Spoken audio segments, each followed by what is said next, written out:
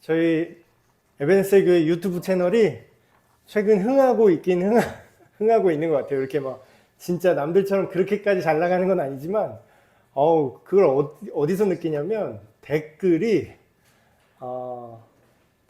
달면서 굉장히 지금, 예, 물론 굉장히 공격적으로, 굉장히 조롱하시고, 굉장히 비꼬는 식으로 이제 질문하긴 하시지만, 그래도 이제 생각을 해보면, 정말로 차라리 관심이 없으면은 그냥 이제 지나갈 텐데, 그래도 욕이라도 한마디 이렇게 남겨주시니까, 그걸 보면서, 그 중에서는 이제 정말로 좀 울분을 갖고 있고 질문을 하시는 분들도 계셔서, 굉장히 이제 성심성의껏 답변을 이렇게 달아드리고 있습니다. 그래서 답변을 막 달았더니 거기서 뭐 납득이 되시진 않을지라도 이렇게 뭔가 이렇게 신경 써서 답변을 하는 거를 이제 보시고 그러면 이런 질문을 해도 될까요? 하고 좀 태도가 좀 공손해지시더라고요. 처음에는 막 비꼬시더니.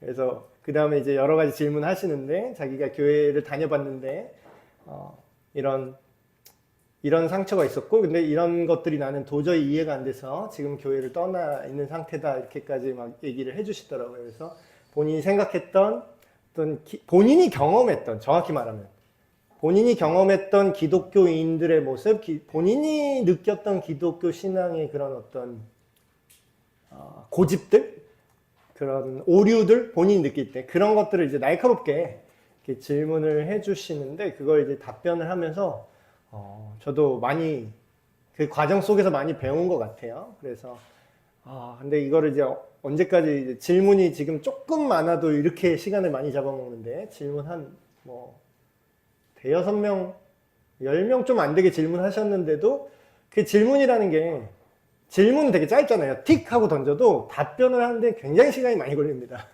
그래서 막 5시간 걸리고 막 이랬는데 그래서 근데 이제 한편으로는 교회에서 얼마나 질문해도 원하는 대답을 못 듣거나 묵살당했으면 오죽하면 여기 와서 이렇게 욕을 하시면서 질문을 하실까 그런 생각도 들어요. 그래서 근데 제발 우리 교회로 오시지 좀.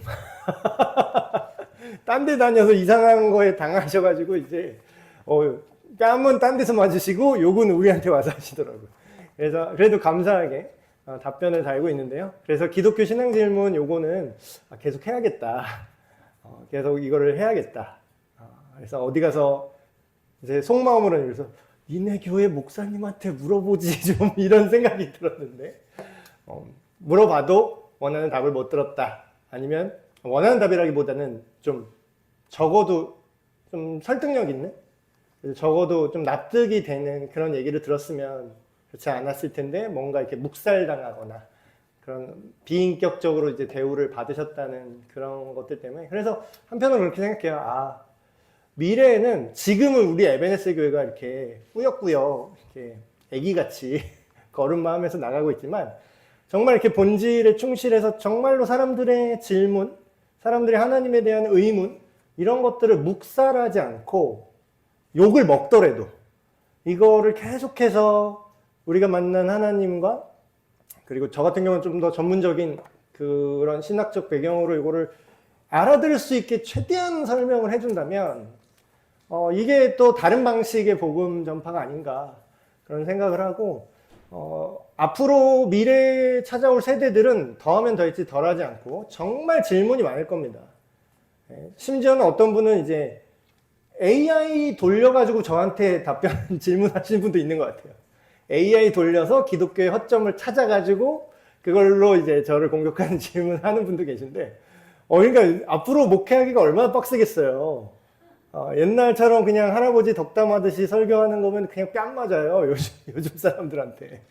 그래서 굉장히 되게 정교하게 생각을 많이 해야겠다. 그분들이 하는 고민 이상으로 더 깊은 고민과 더 넓은 고민을 하지 않으면 우리가 미래 교회로서 사람들 앞에 복음의 등대로 서 있기가 힘들겠구나 그런 생각을 합니다. 그래서 오늘 질문도 그분들이 하신 질문은 아닌데 제가 그분들의 질문들을 받으면서 느꼈던 거를 질문으로 만들었습니다. 그들의 공통점이 있었어요. 뭐냐면 기존 교회나 기존 선교단체나 뭐 이런 것들에서 뭔가 상처를 받은 분들이 오히려 차라리 아예 교회 안 다녀보시고 차라리 뭐 선교단체 훈련 안 받으신 분들은 그렇게 증오가 없어요. 그냥 그러세요. 니네 믿으세요. 하고 이렇게 그냥 넘어가세요. 보통 그런 분들. 근데 뭔가 안티 기독교적이거나 뭔가 기독교 개독 새끼들 가서 엄청 되게 강하게 공격하는 사람들 있죠. 그 사람들의 특징을 제가 봤는데 어설프게, 그러니까 그분들이 어설프다는 게 아니라 그분들이 이제 접했던 기독교 신앙과 어떤 교회의 행태가 성경이 말하는 하나님의 가치에 근접하지 못했던 경험을 굉장히 많이 한 분들이에요. 그러니까 내가 니들이 진리라고 말하고 뭐 예수가 어쩌다고 얘기하는데 내가 실제로 경험하고 느낀 거는 더러운 꼴이었다. 이걸 다 쏟아내는 거예요. 결론적으로. 그러니까 다시는 없다 그러고 진화론이 맞다 그러고, 그러니까 물론 내면의 동기나 과정은 다 달라요. 막 과학적으로 막 얘기하지만 속에는 결국은 교회 안에서 사람과 믿는다고 하는 사람들이 했던 말과 행동의 어떤 위선, 그런 것들에 질린 사람들이 와서 공격을 하는 거더라고요. 그래서 오늘 이 주제를 제가 떠올렸습니다. 우리가 교회에서 그런 얘기 많이 하죠. 교회에서 사람끼리 상처받을 수 있으니까 사람 바라보지 마. 교회에서 사람 보면 안 되고 하나님만 봐야지. 이런 얘기를 이제 많이 했습니다.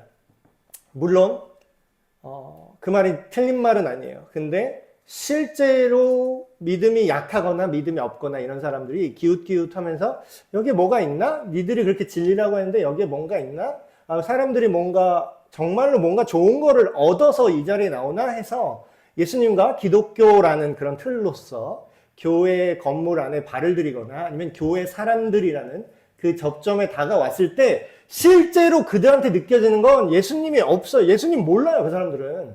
성경 몰라요, 그 사람들. 교리 몰라요. 그 사람들이 느끼는 건 뭔지 아세요? 여러분이 하는 말투예요. 여러분이 짓는 표정입니다. 저와 여러분이 하는 태도예요. 그리고 어떤 질문했을 때 거기에 대한 반응과 그런 것들이 그들에게는 기독교 대표인 겁니다. 저와 여러분이 그들에게는 기독교 대표고요. 저와 여러분이 그들에게는 예수님이에요. 실제로 예수라고 믿는다는 게 아니라 예수라는 그 신이라고 주장하는데 그 신이 빚은, 그 신에게 훈련받은, 그 신을 사랑한다고 하는 집단의 이 인간이 이 수준이면 그 신도 알 바 아니구나, 이렇게 된다는 거죠. 그래서 오늘 주제는 사람에게 위로를 받아야 합니까? 하나님께 위로를 받아야 됩니까? 이런 질문. 그래서 제가 서론을 좀 길게 했지만 이렇게 우리가 생각을 하면 좋을 것 같아요. 좀 갈린 것 같아요. 너무 이분법적으로 갈린 것 같아요. 교회에서 사람에게, 지금 제가 말씀드린 것처럼 사람에게 실망하고 상처받은 사람들이 있죠. 그래서 지금 그 가난한 성도들, 특정 교회의 제도권 교회 안으로 들어오지 않고 각자 알아서 신앙생활을 한다고 주장하는 그룹. 제가 주장이라는 표현을 써서 좀 열받을 수 있지만, 왜냐하면 그들이 어떻게 자기 스스로는 교회에 떠나서 신앙생활을 한다고 하지만 그들이 정말 얼마나 제대로 된 방식으로 하나님을 예배하고 어떻게 하나님의 말씀을 만나는지는 통제되지 않아요. 쉽게 말하면 이런 거죠. 의사를 믿지 않고, 뭐 목사가 뭐 의사는 아니지만 어쨌든 하나님께서 맡겨주신 공식적인 루트, 교회라는, 그리고 말씀을 가르치고 지도하는 그 오피셜한 그 공식적인 루트가 있는데, 그래서 예수님도 내 교회를 세우리라 하셨지, 개인이 알아서 각자 도생하라 이런 말씀은 안 하셨죠. 물론 거기서 말하는 교회는 제도권 교회만을 말하는 게 아니라 우리가 예수님을 믿는 공동체로서 교회를 말한 거지만, 근데 이제 그 사람들이 얼마나 이게 질렸으면은 그냥 각자 알아서 집에서 그냥 내가 영상 예배 요즘 얼마나 좋아요. 찬양팀은 저기 뭐 피아워십 찬양팀 딱 보다가 자 설교 시간 되면 또 무슨 목사님 설교 딱 틀고, 기도는 또 누구 기도 잘하는 사람 거 딱 짜집기 해서 딱딱딱딱 해갖고 이 예배 잘 마쳤다 이렇게 하면 얼마나 좋아요. 근데 이런 스타일이 어디서 나왔다고요? 그 근거가 교회에서 사람에게, 그리고 목사를 포함한, 사역자를 포함한, 교회 직분자를 포함한 그 모든 교회 사람들에게 실망하고 상처받은 사람들이 있고요. 그 반대쪽에는 어떤 사람이 있냐면 그거에 대한 반작용으로 지금 제가 말씀드린 것처럼 사람과는 고립되어 하나님만 만나면 돼. 이렇게 되는 거예요. 근데 이게 그럼 사람한테 기대를 할 것인가? 사람한테 기대를 하니까 이걸로 평가를 하는 거 아니에요. 이 교회 좋은 교회냐 나쁜 교회 할 때 보통 이제 제일 많이 평가하는 게 담임 목사의 설교, 그 다음에 조금 내려가면 그 부서 부교역자들의 그런 어떤 테크닉 테크닉이라는 표현이 좀 웃기지만 말은 영성이라고 사실상 실제로는 테크닉 뭐 이렇게 이해될 수 있는 것들이죠. 그런 것들로 이제 측정을 하는데 결국은 한마디로 말하면 내가 어디서 힘을 얻고 내가 어디서 영적으로 공급을 받고 내가 어디서, 그러니까 공급만 받는 거는 되게 좀 소비자 중심 기독교가 되게 쉬운데 결국에는 공급을 받아야 내가 실력이 생기고 힘이 생겨서 이 세상에서 빛과 소금으로 살 능력이 생기지 않겠습니까? 근데 이제 마른 걸레 쥐어짜듯이 봉사만 해 계속 네가 빛을 발해 했는데 빛을 안 넣어주잖아요. 그렇죠? 그러니까 인풋이 있어야 아웃풋이 있다는 말은 맞아요. 내가 자라야 내가 양질의 말씀을 먹고 올바른 신앙 공동체 안에 있는 건 굉장히 중요한 겁니다. 그래서 결국은 이걸 계속 왔다 갔다 해요, 우리가. 사람을 볼 거냐, 하나님만 볼 거냐. 자, 우리는 어디에서 위로와 만족을 찾습니까? 여기서 말하는 건 굉장히 포괄적인 겁니다. 우리가 영적인 위로, 그리고 어떤 존재론적인 만족, 그러니까 우리가 예수님 믿는다고 할 때 사실 만족이 없으면 이게 말이 안 되는 거잖아요. 왜냐하면 실제로 예수님이 이거는 약속을 하신 거예요. 이게 기복주의가 아니라 예수님이 수고하고 무거운 짐진 자들아 다 내게로 오라. 그러고 뭐라 그래요? 내가 널 죽을 때까지 봉사시킬 것이다. 내가 널 쥐어짜서 주방 봉사 하다가 개 털리도록 만들 것이다. 이렇게 말한 적이 없어요. 뭐라 그러죠? 예수님은 내가 너를 쉬게 하리라. 근데 여기서 쉼은 일 안 하고 배짱이 같이 띵까띵까 하는 쉼을 말하는 게 아닙니다.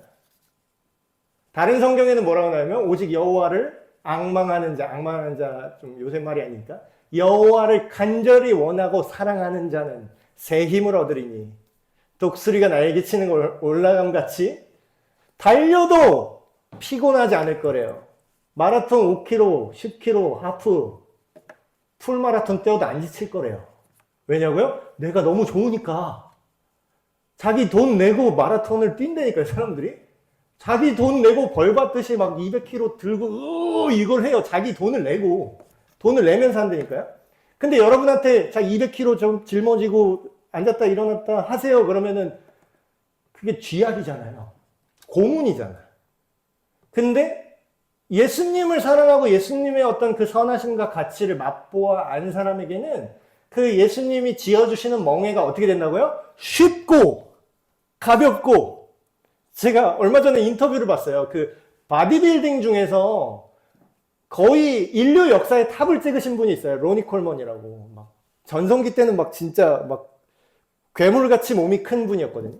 근데 그분이 이제 은퇴를 하고 너무 이제 나이가 드니까 허리도 고장나고 막 무릎도 고장나고 막 제대로 걷지도 못하고 재활하면서 하는 인터뷰를 하는 걸 봤어요. 근데 그 인터뷰에서 만약에 당신이 전성기로 돌아가려면 어떻게 하시겠습니까? 그랬거든요. 근데 그분이 우리 생각에는 내가 그때 너무 열심히 해서 지금 내가 이렇게 거의 장애인처럼 몸이 망가졌어요. 그때는 좀 쉬엄쉬엄 할 걸 그랬어요. 이렇게 말할 줄 알았는데 뭐라고 대답했냐면 그 바디빌딩 챔피언이 그때 제가 800파운드 한 번 더 들었어야 되는데 그때 다시 내가 전성기로 돌아가면 한 번 더 들 거예요. 그때 내가 그때 800파운드로 8번인가 밖에 못 들었는데 9번째를 들다가 내가 그때 멈췄는데 그게 너무 아쉽다고. 그래서 막 댓글에 막 이게 진성 헬창이지 막 이러면서 그는 은퇴하고 지금 휠체어에 앉아있지만 우리에게 큰 영감을 준다 막 이러더라고요. 여러분 그런 거예요. 우리의 위로와 만족을 인위적으로 연출할 수 없다니까요. 제가 옛날에 교회 다니면서 열받았던 점이 뭐냐면 이거를 당위성만 강조하더라고. 네가 순종해야 돼. 옛날에 순종 되게 유행하던 시즌이 있었어요. 너 순종해! 근데 성경은 닥치고 순종하라는 말이 없어요. 나중에 제가 제대로 알아보니까 닥치고 순종하라는 게 아니라 하나님이 누구신지는 반드시 알려주더라고. 내가 얼마나 좋은 존재인지, 내가 얼마나 선하고, 내가 얼마나 지혜롭고, 내가 얼마나 사랑인지 내가 너한테 알려줄게. 내 영을 너에게 부어줄게. 그게 됐을 때에 이 로니 콜먼이 되는 거예요, 우리는. 거기에 너무 좋아서 그걸 하고 싶게 되는 겁니다. 우리의 위로와 우리의 열정과 이게 어디서, 우리의 만족, 우리가 뭐 할 때 기쁘죠? 이게 어디서 나오냐는 거예요, 결국은. 어디로 향하고 있냐. 근데 이제 우리를 점검해 보자라는 거죠. 먼저 우리 태도와 이런 걸 점검해 볼 때, 우리가 힘들 때 위로를 어디서 얻고 싶죠? 어디서 인생의 삶의 낙을 어디서 누리고 싶죠? 친구? 가족? 요새 젊은 친구들 SNS? 거기서 좋아요 많이 찍히면 또 자기의 기분이 좋아지더라고요. 저도 옛날에 몰랐는데 이제 교회 유튜브를 좀 해보니까 알겠더라고요. 제가 올린 쇼츠에 좋아요가 25개를 찍히니까 기분이 좋더라고요. 이 맛에 하는구나, 사람들이. 네, 그런데 뭐 귀엽죠. 뭐 다른 데는 막 몇십만씩 찍히는데. 어디서 위로 얻죠? 성경 말씀은 뭐라고 얘기하냐면, 하나님께 기도하며 그분의 위로를 구하고, 동시에 뭐예요? 하나님이 보내주신 지체라고 쓰였는데, 그냥 쉽게 말할까요? 인간. 저와 여러분 같은 사람들을 통해서도 뭘 얻을 수 있다고요? 위로를 경험하라고 해요. 그러니까 이 두 개가 분리되는 개념이 아닌데, 우리는 인간한테 뒤인 다음에 인간을 버리고 인간한테 기대하지 말고 하나님만 바라보자. 그랬더니 요즘 어때요? 인간을 보기가 싫어. 저는 근데 공감해요. 약간 아이 성향이라서. 사람 만나는 거 별로 그렇게 좋아하지 않는 스타일인데, 원래 성정은. 그럼 인간 안 보고 하나님만 보면 뭐예요? 교회 안 나오면 되지.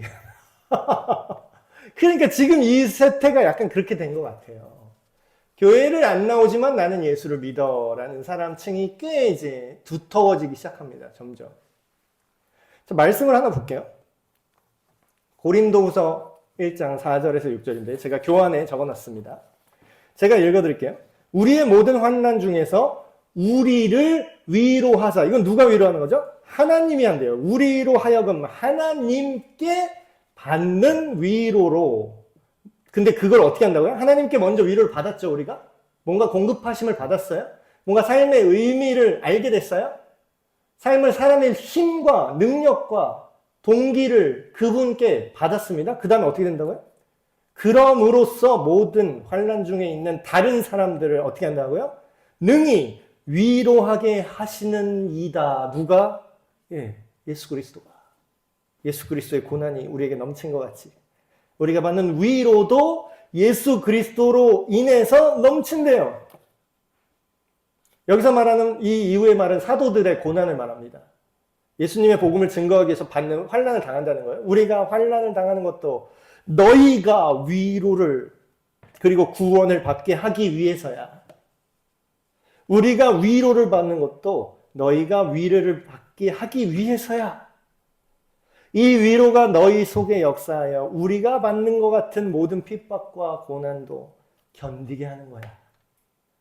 여러분 지금 신의 악단이라고 영화 개봉했는데 대놓고 이렇게 홍보하는 거는 처음인 것 같아요. 여러분 꼭 보십시오. 2번 보십시오. 3번 보십시오. 전 시간이 없어서 1번밖에 못 봤는데 처음에는 약간 북한 뭐 어쩌고 이렇게 나와갖고 또 뭔가 이상한 북한 미화 영화인가? 이렇게 생각했는데 그 시놉시스를 보니까 이거 완전 좋은 영화인데 싶어서 이렇게 봤어요. 본 지 좀 됐습니다. 그 송구영신 예배 전에 봤는데 결론부터 말씀드리면 마지막 5분 동안 제 눈물이 앞으로 이렇게 발사됐어요. 5분 동안 이렇게 체감상 5분 동안 눈물을 이렇게 발사한 것 같아. 그래서 이제 영화 끝나고 나오는데 제 아내가 저를 보면서 이렇게 하면서 조롱하면서 막 사진을 찍더라고요. 울었대요 하면서. 여러분 그 영화는 이제 가짜 교회를 만들어서 세계 구호 단체에서 이제 외화를 이제 유치하려고 하는 북한 정권의 그런 맥락. 실제로 칠골교회라는 가짜 교회가 있었고 봉수교회라는 가짜교회. 북한에 가짜교회가 2개 있어요. 이건 모델하우스 같은 겁니다. 실제 교회가 아니에요. 실제 믿음이 있는 게 아니라 세계에서 뭐 여기에 종교의 자유가 있냐 없냐 이렇게 확인하러 들어오는 거를 검사받으려고 가짜 교회를 만드는 그런 사건을 실제로 역사에 있었던 사건이고요. 그거를 모티브로 만든 영화인데 거기서 가짜로 그러니까 당의 명령이다 하면서 원래는 성경책 갖고 있으면 죽여버리는데 성경책을 갖다 줘요. 읽으라고. 네가 여기서 저 남조선 에미나이들이 하는 것보다 더 잘해야 된다고 막 이러는 거예요. 더 열정적으로. 왜냐면 진짜 예배하는 것처럼 보여야 되니까. 그러니까 되게 아이러니한 되게 모순적인 상황이 발생한 거죠. 정작 자기네 정권에서는 성경을 읽거나 예수님을 믿거나 예배하면 잡아 죽이는데 그거를 돈을 받기 위해서 가짜로 정말 진짜로 예배하는 것처럼 연기를 해야 되는 상황인 거예요.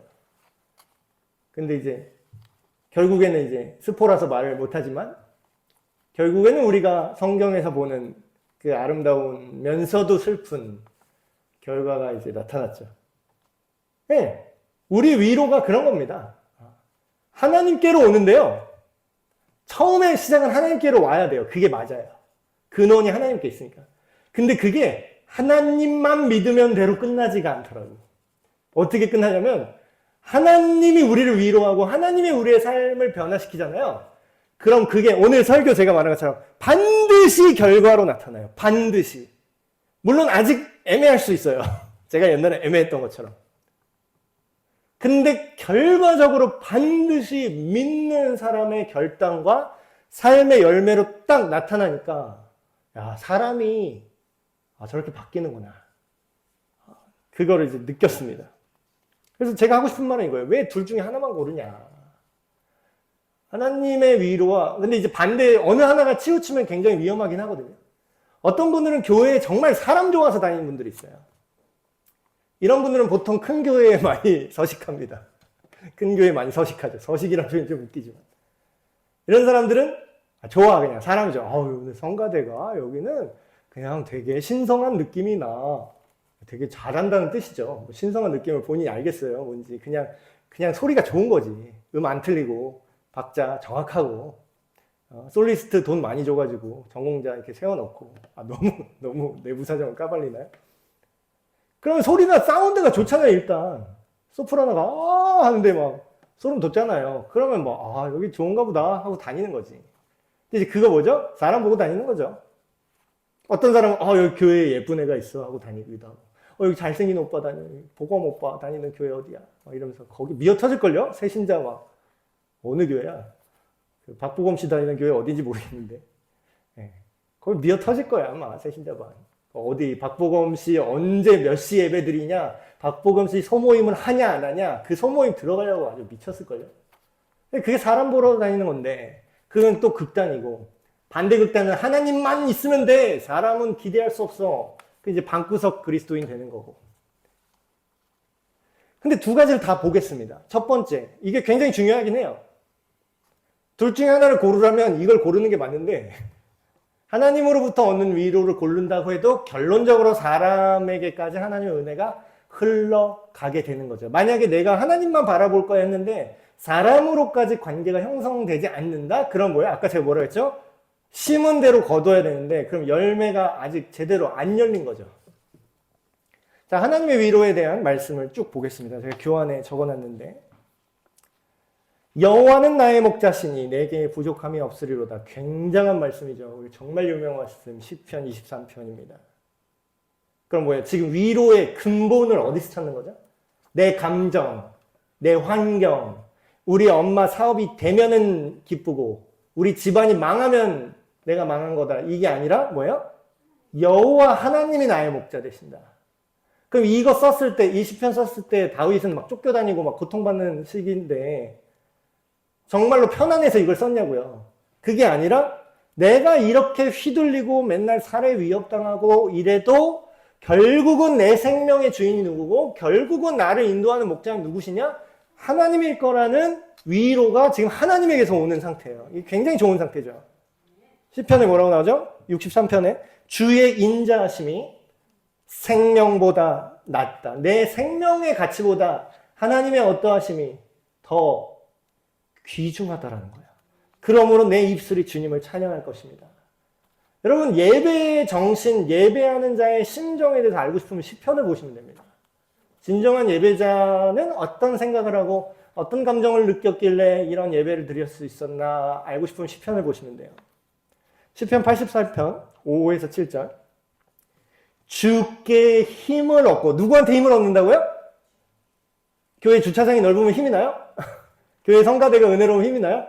아, 목사가 앞에서 말 잘하고 내 가려운데 잘 긁어주고 잘생기면 더 좋고 그러면 힘을 얻나요? 힘을 얻는 사람들이 있죠. 근데 원본은 아니에요. 원본은 뭐죠? 주님께 힘을 얻고 그 마음에, 상징적 표현인데, 시온의 대로가 있는 자는, 여기서 말하는 시온의 대로는, 시온이라는 건 시온성, 하나님의 나라를 상징합니다. 하나님의 나라를 향하는 그 큰 길, 하나님의 나라로 향하는 그 길이 그 사람 마음속에 있는 사람, 그 길은 우리 배웠죠, 신약 때. 내가 곧 길이요 진리요 생명이니 나로 말미암지 않고는 하나님의 나라 그 시온 성에 들어갈 수 없다. 그러면 시온의 대로는 뭐예요? 예수님이죠. 마음속에 그 예수님이 있는 자는 복이 있습니다.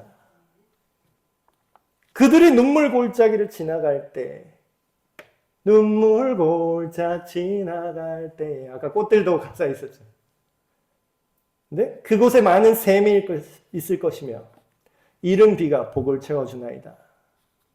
그들은 힘을 얻고 더 얻어서 나아가 시온에서, 하나님의 나라에서 하나님 앞에 각자 서게 될 것이다. 각기 나타나리라. 이게 굉장히 중요한 말입니다. 아, 우리 아빠가 잘 믿었어요. 그래서 나도 얻어 걸려서 갈 수 있어요는 아니에요. 각자. 물론 도움이 되죠. 그러나 신 앞에선 단독자. 네, 그럼 이런 말씀들이 뭐예요? 옛날에 이런 전통은 어디서 나왔냐면요. 초기 기독교에서 그 수도사들 있죠. 수도사들은 이거에 몰빵한 사람들이에요. 그러니까 제도나 뭐 이런 것들을 다 어떻게 만든 거냐면 하나님께 어떻게 하면 집중해 볼까. 그래서 기성교회의 약간 타락, 중세교회의 타락 전에 말씀드렸는데 그 타락의 반작용으로 약간 수도원 운동이 나온 것도 있어요. 물론 나중에 수도원도 돈을 많이 벌어서 이게 약간 비슷하게 됐지만 여기서 기성교회가 타락하니까 어때요? 정말로 우리 하나님께만 집중하자고 수도원 운동이 나타났고 거기에 공감한 많은 신자들이 정말 예수 믿는 사람들은 그 귀족이나 영주인데 자기 재산을 수도원한테 다 바쳤대요. 수도원에. 그렇다 보니까 어떻게 돼요? 나중에 수도원이 돈이 많아지네? 수도원도 비슷하게 돼요, 또 나중에는. 그러니까 인간의 그 의는 더러워진 옷과 같습니다. 이게 인간은 기대를 하면 안 돼요, 인간은. 이렇게 수도원적 영성이 어떻게 보면 초기 기독교의 그 흐름이라고, 초기 교회의 흐름이라고 할 수 있는데, 그러나 뭐예요? 교회를 개인적인 신앙생활만 하는 곳으로 생각하면 어떻게 된다고요? 서로에게 무관심하고 각자 도생하는 지금 현대의 가나안 스타일이 나온다는 거죠. 결코 이거는 예수님이 의도했던 교회의 형태도 아니고요. 교회의 모습, 그 본질도 아니에요, 사실. 왜냐하면 성경은 뭐라고 얘기하냐면 일관되게 사람이 사람을 날카롭게 한다. 철이 철을 갈고 닦아서 쓸모있게 만드는 것처럼 사람 속에서 역사하시는 하나님이 서로의 취약점을 보완하고 서로의 모난 부분을 깎아서 하나님의 사람으로 자라나게 한다라고 말해요. 그러니까 교회에서 싫어하는 사람, 뭔가 안 맞는 사람이 있으면 그게 시험 든 게 아니라 그게 정상입니다. 그게 정상이에요.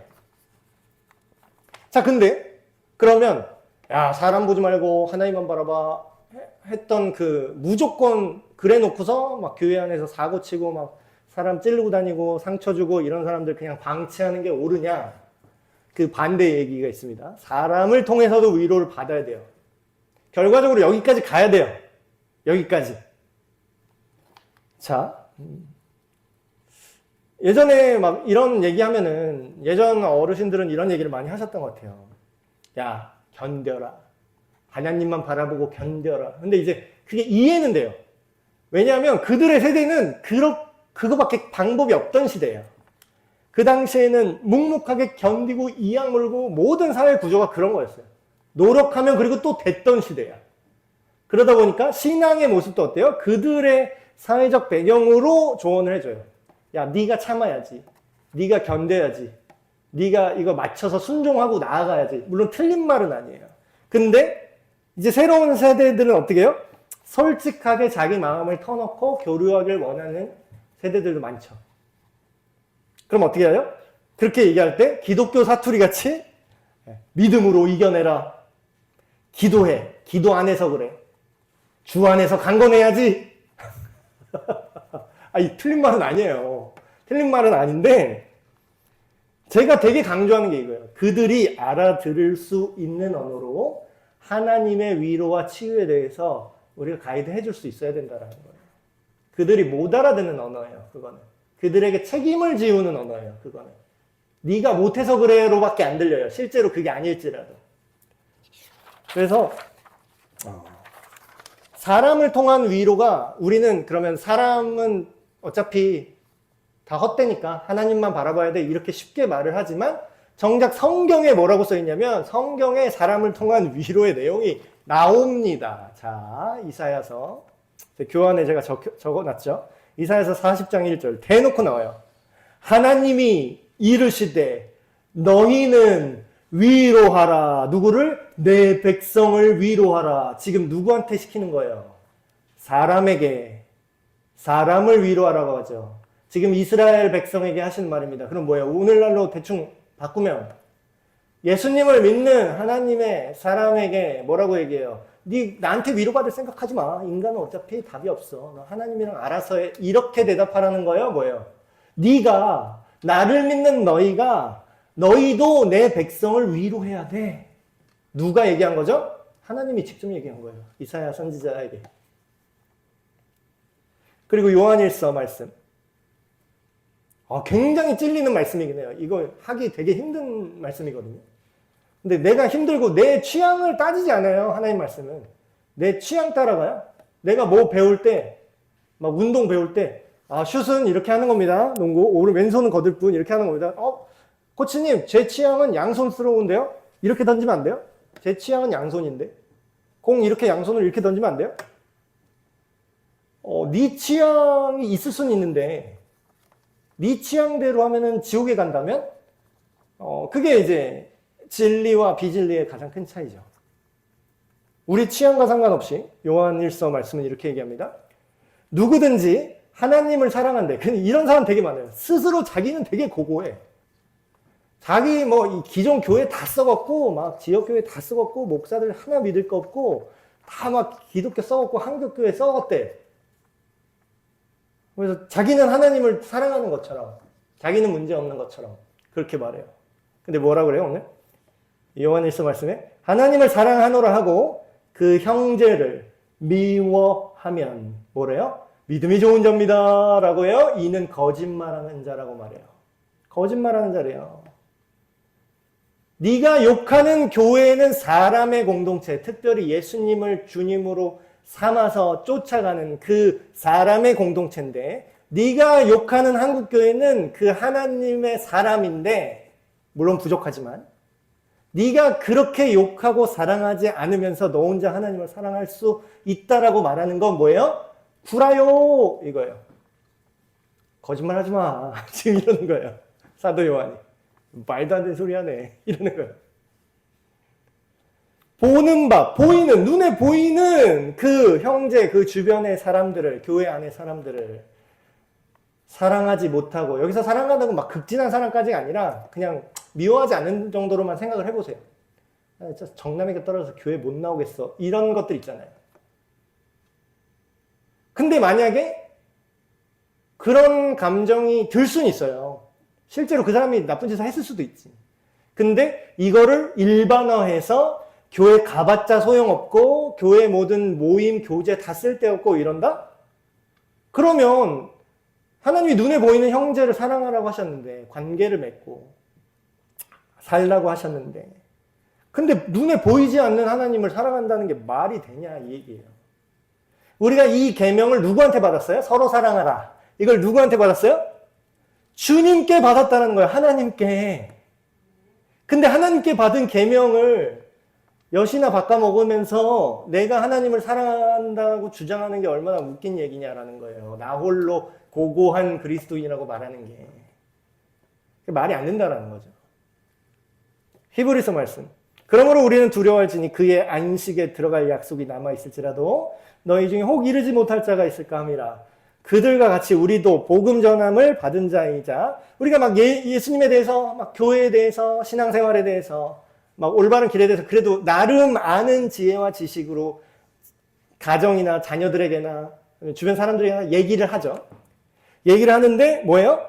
그게 들어봤자 그들에게 유익하지 않게 되는 경우가 있대요.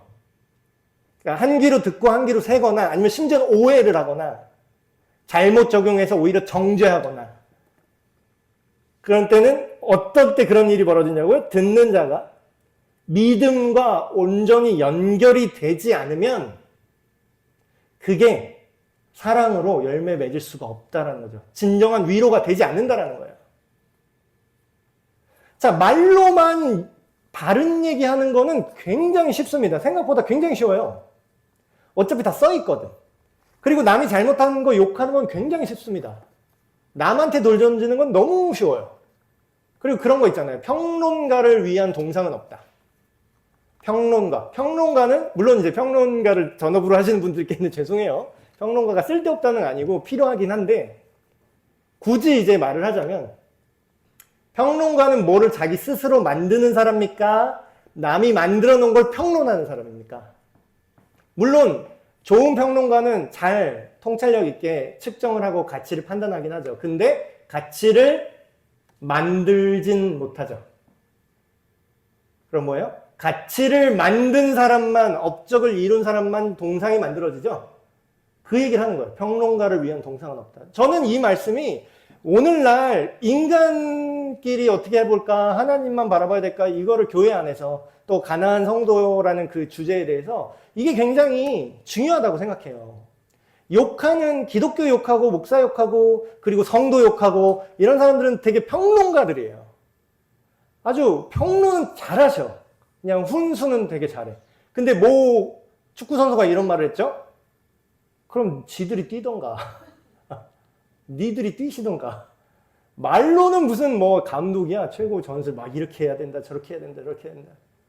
저 그 사람 교회에 앉혀놓고 당신이 그럼 여기서 리더가 돼서 공동체를 한번 빌드업해서 만들어 보세요. 당신 직접 와서 교사해갖고 애들한테 말씀 양육해보세요 하면은 그렇게 자신 있으면 한번 만들어 보시라고 하고 싶어요. 그렇게 말만 하는 사람 중에서 만들 수 있는 사람 거의 없습니다. 오히려 되게 웃긴 건 뭔지 아세요? 진짜로 그걸 만들 수 있는 사람은 욕도 안 해. 욕할 시간이 없어. 내가 그걸 지금 현장에서 뛰느라고 바빠요. 그런데 그러니까 뭐예요? 우리가 보는 미디어는 맨날 나쁜 얘기만 써 있는 거야. 맨날 기독교 욕만 써 있는 거예요. 현장에 없는 사람들이 욕만 하니까. 말만 하는 게 아니라 진짜 위로는 말에서 오지 않습니다. 뭐에서 오죠? 진정한 위로는 관계 속에서 경험된 거예요. 자, 이게 무슨 얘기냐면 고통받는 그리스도인이 있어요. 근데 그 사람한테 이렇게 말하는 거예요. 오직 하나님만 의지해라. 라거나 아니면 반대로 우리 교회가 이런 인위적인 뭔가 프로그램을 만들었어. 교재 프로그램 막 이러고. 물론 이제 프로그램이 굉장히 유익하긴 합니다. 근데 유익한 도구예요. 도구라는 건 뭐죠? 그 본래 목적에 사용되게끔 쓰는 사람이 굉장히 중요해요. 옥하는 목사님, 돌아가신 고 옥하는 목사님의 그 레전드 교재가 있어요. 제자훈련이라는 3권짜리 교재가 있습니다. 요즘은 또 새롭게 바뀌었는데 이제 저는 오리지널밖에 몰라요. 요즘 거는 몰라요. 안 해봐서. 옛날에 그 옥 목사님이 만드신 그 오리지널 제자훈련이 있는데 그 교재는 굉장히 좋아요. 제가 보니까 물론 거기서 장단점이 있죠. 근데 제가 봤을 때 그거는 굉장히 잘 만든 교재구나. 그래서 그걸 썼어요. 근데 문제는 뭔지 아세요? 교재가 아무리 좋아도요, 가르치는 사람의 역량이 떨어지면 아무런 소용이 없더라고요. 여기서 F1 슈퍼카를, F1 레이싱카를 여기다가 누구 저한테 운전해 보라 그러면 저 교통사고 내요. 그걸로. 그러니까 결국은 아무리 맞는 말씀, 아무리 좋은 무슨 프로그램, 그런 시스템, 교회의 시스템이 사람을 만들진 않아요. 왜냐면 시스템이 좋아도 지금 사랑의 교회가 뭐 시스템이 안 좋아서 뭐 욕을 먹습니까? 그러면 옛날에 진짜 그랬어요. 사랑의 교회에 들어가서 어찌어찌 줄 서서 거기는 번호표 뽑고 새가족 기다려요. 등록을 안 해줘요. 사람이 줄 서서 기다려요. 아니, 부럽네. 에베네스 교회는 제발 와주세요. 이제 파리가 날리는데. 특송 한 번 하려면 2년 반 기다려야 돼요.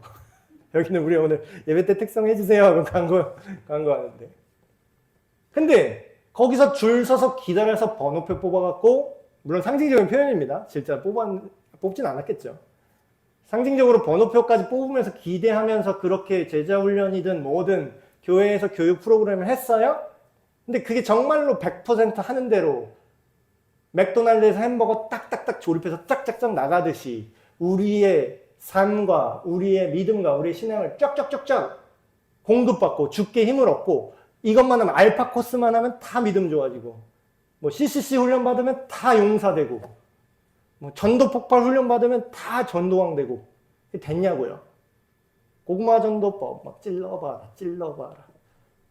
진돗개 전도법 한번 물면 놓지 않는다. 계속 전화하라. 그거 지금 하면 있는 사람도 떠나요. 그 큰일 납니다. 진돗개 전도법 지금 젊은 30대 이하한테 쓰면은 그냥 교회 박살내는 프로그램이에요. 그 옛날에는 그게 됐지. 아, 이 사람 나를 이렇게까지 관심을 가져주는구나. 옛날에는 그렇게 생각했을 거예요. 지금 그렇게 하면은 경찰에 신고해요. 전화하지 말라고. 학부모한테 요즘 되게 교사하기 되게 조심스럽습니다. 옛날 생각하고 막 교회 안 나온 애한테 어머니한테 전화해서 안녕하세요. 에베네스 교회입니다. 이렇게 전화하면 이제 차단 먹어. 그냥. 그럼 뭐예요? 결국은 위로는 프로그램도 아니고 실질적인 관계. 성경에서 뭐라고 하냐면 사랑으로 역사하는 믿음뿐이라 이렇게 얘기하죠. 자, 제가 예를 하나 들게요. 이게 똑같은 걸 했는데 완전 정반대의 결과가 일어난 적이 있거든요. 제가 대학생 때인데, 처음 1학년으로 제가 그 전공이 그거였어요. 교회 실용음악과라서 다 예수님 믿는 사람들만 이제 들어갈 수 있는 학과였어요. 세례자 증명서를 내야 되고 막 이런 거니까. 근데 물론 이제 이상한 애들도 조금 있긴 했는데. 들어가서 이제 1학년 때 들어가서 MT를 간 거예요. 학년 MT인가 이렇게 갔는데, 거기서 이제 누가 그렇게 프로그램에 있었던 것도 아닌데 자연스럽게 자기 인생이 어땠는지, 자기가 어떻게 이 학교에 들어오게 됐는지를 돌아가면서 한 40명 됐거든요. 자연스럽게 이렇게 얘기가 나온 거예요. 자, 이제부터 얘기를 합시다 하고 한 것도 아니야. 근데 그때 진짜 눈물이 집안에 무슨 아버지가 돌아가셔가지고 뭐 사연 막 다 나오고, 막 나는 예수님 믿는다고 막 핍박을 얼마나 당했고, 막 여기 학교 들어오는데 등록금이 없어가지고 막 가진 사연들 막 다 듣는데, 그 안에서 우리 안에서 엄청난 위로가 있었어요. 이게 하나님께서 우리를 이렇게 인도하셔서 여기서 이렇게 이런 어려움이 있음에도 불구하고 우리를 이렇게까지 인도하셔서 여기서 교회음악과로 우리를 하나 공동체로 삼아줄 거예요. 그때는 1학년 때 되게 좋았거든요. 근데 이제 군대 갔다 오고 그때 좋은 기억이 있어서 다시 그 새롭게 맞춰준 학년이 있잖아요. 그거를 이제 연출을 한 거죠. 두 번째는. 우리 이렇게 돌아가면서 이렇게 삶을 나눠봅시다 했는데, 똑같이 했는데 두 번째는 어땠을 것 같으세요? 굉장히 분위기가 이상해졌어요. 네가 이렇게 살았다고? 하면서 흠칫하는, 약간 서로를 정죄하고 서로한테 이렇게 겁먹는 분위기? 저런 인생을 산 애가 여기 왔어? 이런? 근데 내용은 그때나 그 두 번째나 똑같거든요? 근데 첫 번째는 굉장히 은혜가 넘치고 위로를 받았는데, 두 번째 인위적으로 연출을 했더니 관계가 서먹해졌어요. 쟤는 좀 안 보고 싶다. 약간 이런 게 생긴 거야. 여러분, 이 차이가 어디서 나온다고 생각합니까? 옛날에 그런 거 유행한 적이 있었어요. 토설기도라고. 자기 죄를, 이제 막 폭풍 기도회를 하는 거예요. 막 통성기도 다 같이 막 하다가, 이제 토설기도 시간입니다. 자리에서 일어나세요. 현주 사모님 자리에서 일어나서 자기의 죄를 토설하십시오. 근데 지금 되게 웃기죠. 이러면 진짜 개인정보고 뭐고 사생활이고 뭐고 지금 되게 지금 시대에 우리가 보면은 막 이런 걸 한다고 싶은 거 있잖아요. 옛날에 그런 거 많이 했어요. 근데 토설 기도가 또 한 번 있었던 적이 있어요. 그 수련회 갔는데 일어나서 다 같이 통성 기도를 하다가 그때는 뭔가 성령이 충만한 것처럼 한 거야. 근데 그건 지나고 보니까 그게 성령 충만이 아니라 그냥 필 받은 거였더라고. 자기 감정으로 한 거예요. 근데 토설 기도를 하는데 어떤 여자애가 일어나갖고 막 사실은 제가 어떤 남자랑 잠자리를 가졌고요. 막 이렇게 문란한 성생활을 했고요. 막 그거 얘기하는 거야. 근데 우리가 정말로 자연스러운 성령님의 그런 감동하심으로 내가 회개하는 마음으로 우리나라 평양 대부분들도 처음에 그 길선준 목사님 사실 내가 첩이 있습니다 막 이러면서 나는 가늠한 놈입니다 이런 거 자기 죄 고백하면서 부흥이 딱 터진 거거든요. 근데 그게 성령께서 자연스럽게 회개의 영이 부어져서 사람들 간에 한 거랑 이 인위적인 어떤 감정 조작으로 자 이제 죄 한번 토설해봐 이렇게 한 거랑 굉장히 결과가 다르더라고. 근데 그게 진짜 성령의 역사였으면 우리가 위로를 얻었을 텐데 토닥여주고. 근데 이제 불 다 끄고 기도를 하지만 그 얘기를 듣는 거예요. 나는 왜 이렇게 문란하게 살았고. 근데 목소리가 누구 목소리야? 우리는 다 알아. 목소리만 들어도 누군지 알겠어. 그러면 어떤 생각이 드냐면 제 얼굴 앞으로 어떻게 보지? 기도하는데 그런 생각이 드는 거야. 여러분 교회도 마찬가지예요. 어떤 프로그램 알파 코스, 뭐 두 날개의 프로그램, 뭐 이런 거 저는 굉장히 물론 어느 도구가 필요하다는 걸 알지만 굉장히 회의적으로 봅니다. 왜냐하면 그게 진정한 위로를 우리한테 주는 게 아니라 위로를 연출하려고 하는 게 굉장히 커요. 부흥을 연출하는 거 굉장히 위험합니다. 자, 사람이 많이 모이면 사람이 동원되면 부흥입니까? 겹칠 수도 있어요. 근데 꼭 그렇지만은 않아요. 그래서 저는 막 동원되는 집회를 내 마음이 딱 동하면은 나가요. 저번에도 옛날에 10월 27일 날 막 동성애 법안 막 한 대 나갔잖아요. 교회도 광고하고 갈 사람 가자고. 물론 저는 이제 강제로 우리 교회 에베네스 교인 다 나가야 됩니다 이러진 않아요. 저는 나갈 건데 가실 분 가시다 이렇게 하긴 했는데. 근데 막 그렇지 않은 거 있죠. 다 같이 모입시다 그냥 막 이래갖고 막 동원돼갖고 무슨 교단 몇 명 이상 나와야 돼요 막 이런 거 할당. 저 그런 거 되게 싫어요. 너무 싫어. 근데 이게 성경에 똑같이 나옵니다. 인위적인 위로죠. 욥의 친구들 얘기예요. 욥의 친구들은 이상한 위로를 했던 사람들입니다. 근데 반대로 친구들 시리즈가 또 있어요. 정반대의 친구들 시리즈. 다니엘의 친구들. 여러분 욥의 친구들이 될 겁니까? 다니엘의 친구들이 될 겁니까? 네, 다니엘의 친구들이 되셔야 되는데. 자, 욥기에 욥이 자기 친구들이 자기를 막 인위적으로 위로하고 위로를 가장한 정죄를 계속하고 있을 때 지금으로 말하면 교회 안에서 바른말 하면서 상처 계속 주는 거예요. 그것도 말씀을 인용하면서. 그때 욥이 뭐라고 하냐면 이렇게 말합니다. 그 후에 욥이 입을 열어 자기의 생일을 저주하니라. 이에 대만 사람 엘리바스가 대답하여 이르되 좀 친구가 블라블라 위로한다고 말하고 빌닷이 대답하여 이르되 블라블라 소발이 대답하여 이르되 다 들었어요? 위로랍시고 하는 거? 욥에 뭐라고 얘기하면 욥이 대답하여 이르되 너희는 다 괴로운 위로자로다. 이렇게 얘기해요. 그럼 뭐예요? 결국은 사람의 위로가 하나님의 위로를 흉내내면 더 큰 지옥을 맛보게 한다는 겁니다. 잘못된 위로는 상처를 더 깊게 후벼 파요. 심지어 말씀을 인용해서 파는 사람들이 있어요.